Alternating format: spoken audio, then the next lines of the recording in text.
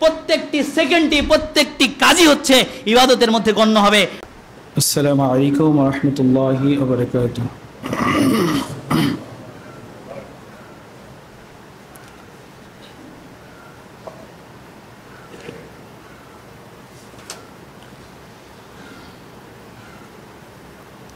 আলহামদুলিল্লাহি কাফা ওয়াস সালাতু ওয়াস সালামু আলা ইবাদিহিল্লাযীনা ইসতাফা।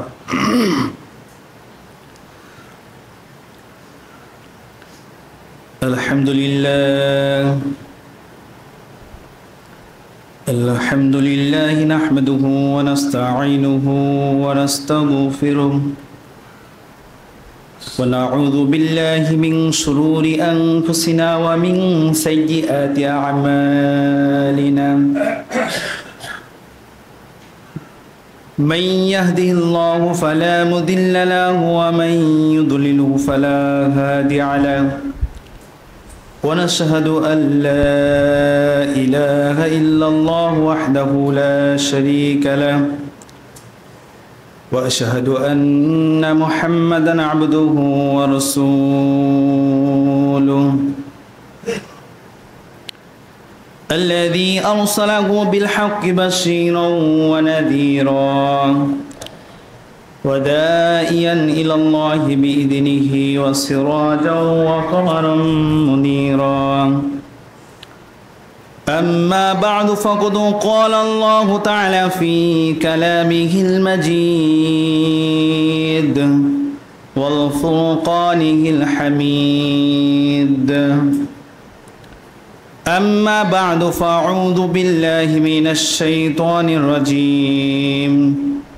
بسم الله الرحمن الرحيم. قاف والقرآن المجيد بل عجبوا أن جاءهم منذر منهم فقال الكافرون هذا شيء عظيم فإذا متنا وكنا ترابا ذلك رجع بعيد قد علمنا ما تنقص الأرض منهم وعندنا كتاب حفيظ بل كذبوا بالحق لما جاءهم فهم في أمر مريج أفلم ينظروا إلى السماء فوقهم كيف بنيناها وزيناها وما لها من فروج والأرض مددناها وألقينا فيها رواسي وأنبتنا فيها من كل زوج بحير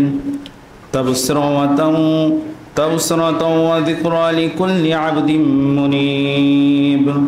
ونزلنا من السماء ماء مباركا فأنبتنا به جنات وحب الحصيد. بعد أعوذ بالله من الشيطان الرجيم. بسم الله الرحمن الرحيم. وقال ربكم ادعوني أستجب لكم إن الذين يستكبرون عن عبادتي سيدخلون جهنم دخيرا. وقال الله تعالى وقال رسول الله صلى الله عليه وسلم الدعاء هو العبادة رواه الترمذي. আলহামদুলিল্লাহ, প্রশংসা আদায় করছি সেই মহান রব্বুল আলামিনের দরবারে, যিনি আজকে আমাদেরকে এখানে বিগত একটি সপ্তাহ পরে আবার পবিত্র জুমার দিন আল্লাহ তাআলার সন্তুষ্টির উদ্দেশ্যে আমাদের এখানে আসার তৌফিক দান করেছেন। সেই মহান রবের দরবারে আমরা সকলেই অসংখ্য শুকরিয়া আদায় জানাচ্ছি। সকলে পাঠ করছি কালিমাতুশ শুকুর আলহামদুলিল্লাহ। দুরূদ ও তাসলিমাত বর্ষিত হোক যিনি আমাদেরকে মুক্তির পথকে সহজ করে দিয়েছেন, যিনি আমাদের প্রত্যেকটি মানুষকে আমাদের দৈনন্দিন আমল পরিচালনার জন্য যাবতীয় দোয়া শিক্ষা দিয়েছেন, যিনি আমাদেরকে প্রত্যেকটি কাজে কর্মের মাধ্যমে আমাদের প্রত্যেকটি কাজই হচ্ছে ইবাদতের মধ্যে গণ্য করেছেন, সেই মহান রাসূলের প্রতি আমরা সকলেই ছোট্ট করে শুকরিয়া আদায় করছি। সকলে পাঠ করছি আমরা সাল্লাল্লাহু আলাইহি ওয়াসাল্লাম। সম্মানিত মুআজ্জাজ মুহতারাম, আজকের আলোচনাটা কতিপয় খুবই গুরুত্বপূর্ণ একটি বিষয়, যা প্রত্যেকটি মানুষের জীবনের প্রতিটি নিয়তি, প্রত্যেকটি সময় আমাদের জীবনে, প্রতিটি সময় যে সময়গুলো আমরা পরিচালিত করছি, আমাদের জীবন থেকে যে সময়গুলো চলে যাচ্ছে, প্রত্যেকটি সময় হচ্ছে আজকের আলোচনার মধ্যে গণ্য। সর্বোপরি কথাই বলতে চাই, আজকের আলোচনার মূলত বিষয় হচ্ছে আদ-দুআ ওয়াল ইবাদা। এই হাদিসের এই অংশটুকুই হচ্ছে, এই হাদিসটাই হচ্ছে আজকের আলোচনা। অর্থাৎ দোয়াটাই হচ্ছে ইবাদত, দোয়াই ইবাদত, এটাই হচ্ছে আজকের আলোচনার মূল বিষয়। আর এই বিষয় প্রসঙ্গে যদি আমরা সংক্ষিপ্ত কিছু বিষয় আমরা যদি উল্লেখ করি, তাহলে বলা যায় যে দোয়াটা হচ্ছে ইবাদত, আর ইবাদত থেকে ছেড়ে আজকে আমরা মোনাজাতটাকে প্রাধান্য দিয়েছি, দোয়াটাকে ছেড়ে মোনাজাতটাকে প্রাধান্য দিয়েছি। আসলে উনি তো জানেই না যে দোয়া বিষয়টা কি আর মোনাজাত জিনিসটা কি।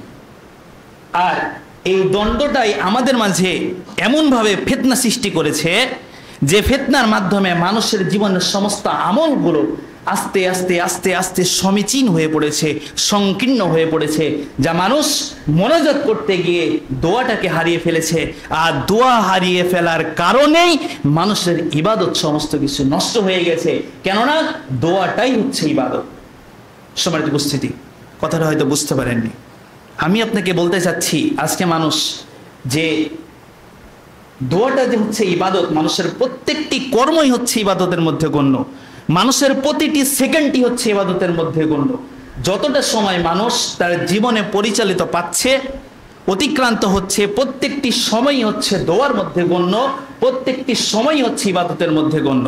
আর এই প্রত্যেকটি সময় ইবাদতের মধ্যে গণ্য করার জন্য আপনাকে রাসূলের পন্থা অবলম্বন করতে হবে, অথচ কখনোই এটা সম্ভব হবে না। সম্মানিত উপস্থিতি, তাই রাসূলের পন্থাকে হারিয়ে ফেলে আমরা নিজেদের প্রচলিত ঘটনাকে, নিজেদের প্রচলিত কর্মকে, নিজেদের প্রয়োজনীয় ইচ্ছাটাকে আমরা এটাকে প্রাধান্য দিয়ে আজকে আমরা দোয়াকে সরিয়ে ফেলে আমরা সেটাকে মোনাজাতের জায়গাতে বসিয়ে নিয়েছি। অর্থাৎ দোয়ার জায়গাতে মোনাজাত বসিয়ে ইবাদতটাই হারিয়ে গেছে।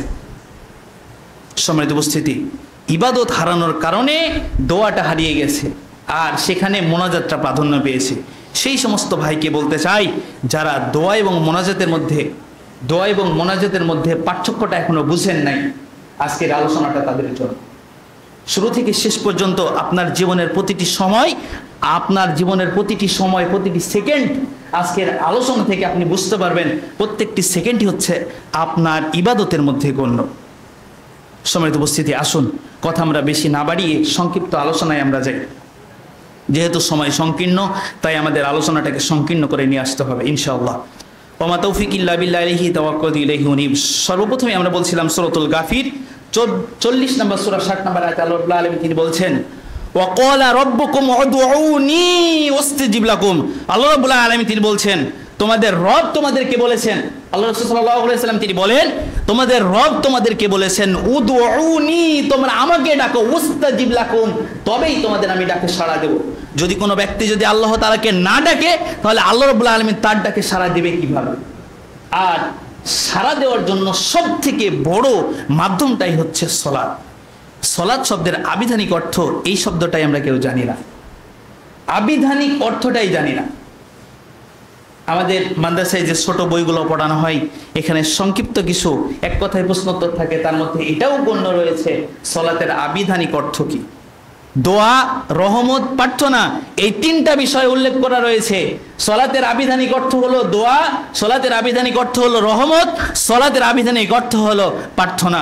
অতএব সালাত যদি আপনি আদায় না করেন, তাহলে দোয়ার মধ্যে শামিল হতে পারবেন না। কেননা আপনাকে বুঝিয়ে দিব যে আজকে যে সালাতটা আপনি আদায় করেন, এই সালাতটা পুরোটাই হচ্ছে দোয়া। আসুন, সালাত ছেড়ে দিয়ে আমরা মোনাজাতকে প্রাধান্য দিয়ে আমরা ইবাদতটাকেই ছেড়ে দিয়েছি। সম্মানিত উপস্থিতি, তাই তো আল্লাহ রাব্বুল আলামিন তিনি বলছেন, ওয়া ক্বালা রাব্বুকুম উদউনি আস্তাজিব লাকুম। আল্লাহ তাআলাকে সবথেকে ডাকার গভীর মাধ্যম হচ্ছে, সেটা নাম হচ্ছে সালাত। আল্লাহ তাআলা সবথেকে নিকটতম নিকটতম যাওয়ার পন্থাই হচ্ছে সলাৎ। আর এই সলাৎটাকে হারিয়ে ফেলে আমরা মোনাজাতটাকে প্রাধান্য দিয়ে আমরা ইবাদতটাকে হারিয়ে দিয়েছি। সম্মানিত উপস্থিতি, তাই তো আল্লাহ রাব্বুল আলামিন রাসূলকে দিয়ে বলছেন, হে রাসূল আপনি বলুন, তোমাদের রব বলেছেন উদউনি, তোমরা যদি আমাকে ডাকো, উস্তাজিব লাকুম, আমি তোমাদের ডাকে সাড়া দেব। ইন্নাল্লাযীনা ইস্তাকবিরু আন ইবাদাতি সায়াদখুলুনা জাহান্নামা দাখিরিন। আল্লাহ রাব্বুল আলামিন তিনি বলছেন, আর যারা আল্লাহ তাআলার ইবাদত থেকে অহংকার করে, যারা আল্লাহ তাআলার ইবাদত থেকে অহংকার করে, যারা আল্লাহ তাআলার ইবাদত করে না, প্রত্যেকটি কাজই হচ্ছে ইবাদতের মধ্যে সংযুক্ত। এই ইবাদতের মধ্যে সংযুক্ত যারা থাকে না, তাদের প্রত্যেকটি কর্ম যখন ইবাদতের মধ্যে গণ্য থাকে না, তখন সেই সমস্ত ব্যক্তিকে আল্লাহ রাব্বুল আলামিন তাদের সম্পর্কে বলছেন, যারা আল্লাহ তাআলার ইবাদত থেকে অহংকার করে, তারা বিরত থাকে, সেই সমস্ত মানুষের জন্য রয়েছে সায়াদখুলুনা জাহান্নামা দাখিরিন, তারা অপমান অপদস্থ হয়ে, তারা লাঞ্ছিত হয়ে জাহান্নামা দাখিরিন, তারা জাহান্নামের মধ্যে প্রবেশ করবে। সম্মানিত উপস্থিতি, আসুন আয়াত এ পর্যন্ত শেষ না হলে আমরা কথা এগিয়ে নিয়ে যেতে পারবো। তাহলে এখানে বলা হলো, যদি কোনো ব্যক্তি ইবাদত থেকে বিমুখ থাকে, যদি কোনো ব্যক্তি ইবাদত থেকে বিমুখ থাকে, তাহলে সেই ব্যক্তি জাহান্নামের মধ্যে অবস্থান করবে। আয়াতের শুরুর অংশে বলা হলো, আল্লাহ তাআলাকে যদি ডাকা হয় তবে আল্লাহ রাব্বুল আলামিন আমাদের ডাকে সাড়া দেবেন। এবার আমি আজকের আলোচনার বিষয় বলেছি, তিরমিজি শরীফের হাদিস এসেছে, রাসূল সাল্লাল্লাহু আলাইহি ওয়াসাল্লাম তিনি বলছেন, 3292 নম্বর হাদিস, 3292 নম্বর হাদিস, আল্লাহ রাসূল সাল্লাল্লাহু আলাইহি ওয়াসাল্লাম তিনি বলছেন,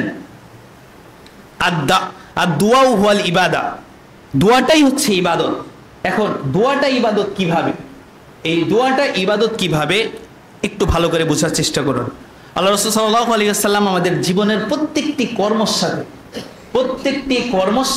প্রত্যেকটি কাজের সাথে আমাদের কিছু শিক্ষা দিয়েছেন। যেমন আপনি খাবেন, তখন খাবার নিয়ম রয়েছে, আপনি ঘুমাবেন, ঘুমানোর নিয়ম রয়েছে, আপনি ইবাদত করবেন, ইবাদতের নিয়ম রয়েছে, আপনি কথা বলবেন, কথা বলার নিয়ম রয়েছে, আপনি মানুষের সাথে কর্ম করবেন, যে কোনো কাজ করবেন, প্রত্যেকটি কাজের নিয়ম শৃঙ্খলা রয়েছে। নিয়মের বাইরে রাসূলের পন্থা ছাড়া যদি কোনো ব্যক্তি কাজ করে, সেখানে তো ইবাদত হবেই না, সেখানে তো ইবাদত হবেই না, বরং সেটা ধ্বংসের কারণ হয়ে দাঁড়াবে। সম্মানিত উপস্থিতি, আসুন আল্লাহ রাসূল সাল্লাল্লাহু আলাইহি ওয়াসাল্লাম, আমরা যখন সকাল থেকে শুরু করি, যখন আমরা ঘুম থেকে উঠি, তখন আমরা বলি আলহামদুলিল্লাহিল্লাযী আহইয়ানা বা'দামা আমাতানা ওয়া ইলাইহিন নুশুর। প্রত্যেকটি সেকেন্ডে, প্রত্যেকটি কাজই হচ্ছে ইবাদতের মধ্যে গণ্য হবে। আজকের আলোচনার বিষয় হচ্ছে এটাই, যে আপনার জীবনের প্রতিটি সময় হচ্ছে, প্রত্যেকটি সেকেন্ডই হচ্ছে ইবাদতের মধ্যে গণ্য।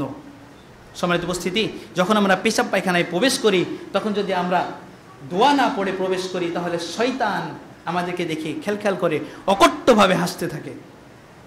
আমরা যখনই পেশাবখানার মধ্যে প্রবেশ করি, তখন আমাদের নিয়ম হচ্ছে বাম পাও দিয়ে প্রবেশ করব, আর বাম পাও দিয়ে প্রবেশ করার সময় আমাদেরকে দোয়া পড়তে হবে, আল্লাহুম্মা ইন্নী আউযু বিকা মিনাল খুবসি ওয়াল খবাইস।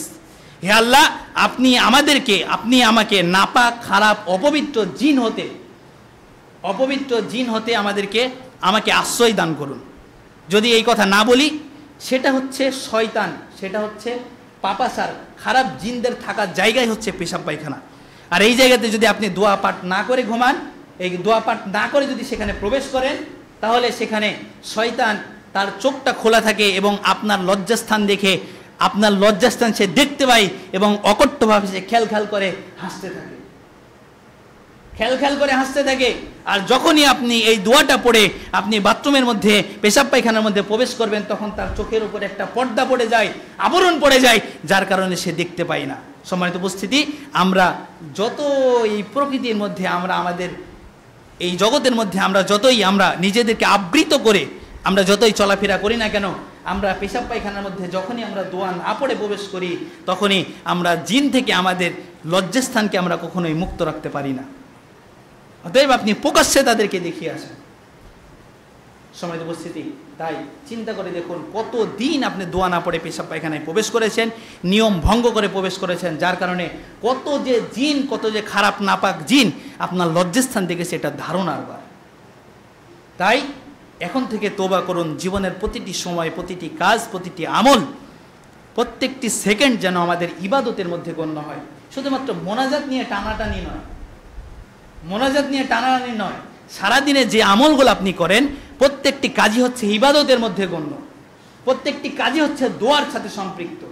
তাহলে আপনি সেগুলো না করে শুধুমাত্র নামাজের পরে মোনাজাত নিয়ে টানাটানি রয়েছে, এটা কেমন হিসাব? সময়ত উপস্থিতি, তাই আমাদের জীবনের যে সকল বিষয়গুলো গুরুত্বপূর্ণ, সেই গুরুত্বপূর্ণ বিষয়গুলোকে আল্লাহ রাব্বুল আলামিন আমাদের জীবনে মেনে চলার তৌফিক দান করুন। জীবনের যত পাপাচার কাজ করেছি, যত নিয়ম শৃঙ্খলা ওভারটেক করেছি, এড়িয়ে চলেছি, না জেনে না বুঝে আমরা সেই সমস্ত আমলগুলোর ভিতরে গণ্য হতে পারিনি। এই মুহূর্ত থেকে আল্লাহ রাব্বুল আলামিন তোমার কাছে খাস করে দোয়া করি, প্রত্যেকটি ব্যক্তিকে আমাদেরকে প্রত্যেকটি দোয়া শিক্ষা অর্জন করার তৌফিক দান করো। সকল বলছি আল্লাহুম্মা আমিন। আল্লাহ রাব্বুল আলামিন তোমার কাছে খাস করে দোয়া চাই, আমরা যে প্রতিটি সময় প্রতিটি সেকেন্ড কাজকর্ম করি, প্রত্যেকটি কাজই যাতে ইবাদতের মধ্যে শামিল থাকে, দোয়ার মধ্যে শামিল থাকে, সেই তৌফিক, সেই দোয়া আমাদেরকে শিক্ষা তুমি আমাদেরকে দিয়ে দাও। সকলে বলছি আল্লাহুম্মা আমিন। আপনাদের প্রত্যেকের ইচ্ছা আছে তো নাকি যে প্রত্যেকটি সেকেন্ড দোয়ার মধ্যে, প্রত্যেকটি সেকেন্ডই হচ্ছে ইবাদতের মধ্যে গণ্য করব? আছে তো নাকি? তাহলে অবশ্যই আমাদেরকে দোয়াগুলো শিক্ষা অর্জন করতে হবে ইনশাআল্লাহ। যদি আপনাদের প্রয়োজন হয় যে কোনো সময় আমরা এখানেই থাকি, আপনি লিখে নিয়ে যেতে পারেন। আপনার যে সকল বিষয়গুলো গুরুত্বপূর্ণ আপনাকে বোঝানোর চেষ্টা করলাম। যদি আপনার মস্তিষ্কের ভিতরে একটু বিবেক দেয়, যদি নাড়া দেয়, একটু সাড়া দেয়, তাহলে আপনি অবশ্যই ইনশাআল্লাহ এই বিষয়ের প্রতি সচেতন হবেন বলে আমি বিশ্বাসী ইনশাআল্লাহ। আল্লাহ রাব্বুল আলামিন আমাদের জীবনের সমস্ত পাপাচার কাজগুলোকে, অন্যায় কাজগুলোকে, ভুল ত্রুটিগুলো থেকে আমাদেরকে মুক্ত দান করুক। ভালো কাজের মধ্যে থেকে প্রত্যেকটি সেকেন্ডকে আমাদেরকে ইবাদতের মধ্যে গণ্য থাকার তৌফিক দান করুক। সকলে বলছি আল্লাহুম্মা আমিন। আজকের মতো এখানেই আমাদের আলোচনা এখানে সমাপ্তি টানছি, এই কথাটি বলে যে আমরা আজকের আলোচনায় হয়তো বা আপনাদেরকে কতটুকু বোঝাতে পেরেছি কিনা জানি না, তবে আপনাদের কাছে আবারও জানতে চাই, আপনারা কি বুঝতে পেরেছেন প্রত্যেকটি সেকেন্ডই হচ্ছে ইবাদতের জন্য গণ্য? বুঝতে পেরেছেন কি? কাজ কর্ম, খাওয়া দাওয়া, উঠা বসা, ব্যবসা বাণিজ্য, প্রতিটি জিনিসই হচ্ছে ইবাদতের মধ্যে গণ্য। আল্লাহ রাব্বুল আলামিন আমাদেরকে এই বিষয়টি বোঝার তৌফিক দান করুক। শুধুমাত্র মোনাজাত নিয়ে টানাটানি নয়, ইবাদতের মাধ্যমেই আমার জীবনটাকে সুন্দরভাবে সাজাতে হয়, এটাই হচ্ছে আজকের মূল বিষয়। আল্লাহ রাব্বুল আলামিন আমাদেরকে প্রত্যেকটি জীবনকে ইবাদতের মাধ্যমে, দোয়ার মাধ্যমে সুন্দরভাবে গঠন করার তৌফিক দান করুক। সকলে বলছি আল্লাহুম্মা আমিন।